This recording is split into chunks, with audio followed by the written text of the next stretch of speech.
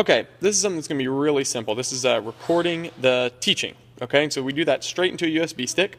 So the first thing is make sure you have the USB stick before teaching starts. Whether it's the one that Blake brings or the one that's back here or one you grab out of your pocket. Whatever the current protocol is for it, make sure you've got it before teaching starts. And you're just going to plug it in up here. Now, when you plug it in, you'll see this access light up to let you know it's reading it. If that doesn't light up and none of the rest of this stuff's working, it's probably because the USB drive is formatted incorrectly. It has to be formatted as an FAT. So you don't have to remember that and know that and know how to do that necessarily. Just remember in your head that probably if it's not working, it's probably because it's formatted incorrectly. And you can try to remember that it needs to be FAT. And you can do that on the Mac. You can do that a couple different ways. You can Google on how to do it. It's really simple. You just use disk utility, and it's not that bad. But that's probably why it's not working if it's not. So once you plug it in and it's going, you push this view button. This is the only way to access the USB section of the board that I'm aware of.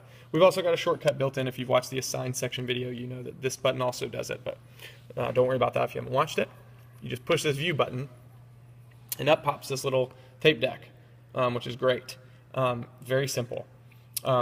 And so now you're ready. I've got the wireless mic here, and you can see that as I'm talking into it, the record input's coming in. Whatever you want to come into the recording, you've got to make sure it's being routed through bus 4, which is the recorder USB, and it's got the same little picture, the same little tape. I don't know if you can see it very well right there, but it's the same little tape that you see up there. So it's very simple. And this works the exact same way it did on the old board. Where on the old board we routed aux3, if you remember, into the computer. Now we're just making it aux4, and it's all done internally. So if I wanted to make sure the wireless mic was in there, I would go to its channel 18, select it, and I would just turn it up in number 4 here. Okay, or whatever way you like to adjust monitors, you can do it that way too. But simplest way, you just turn it up right there. So I've got level. You're checking your record input level, making sure it's all good. That looks fine. And so now I'm ready to record. I just go, and nothing crazy exciting. You just push the record button. You see the little wheels start spinning, and they're going. It's recording. So now I'm recording. It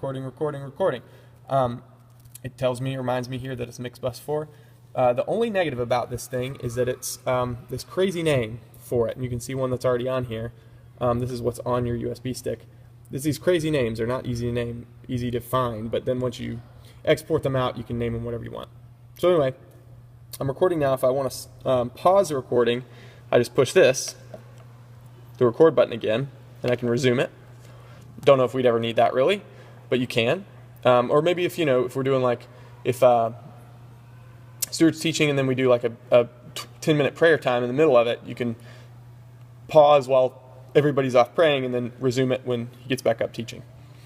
To stop the recording altogether and save it, you hit stop. And then it's going to take a second, and then there you go. That's our new recording that just popped up right there. So if you want to play that back to listen to it for whatever reason, use this encoder right here, and you can scroll to it. Now I'm going to hit play, push play, and it's not going to play.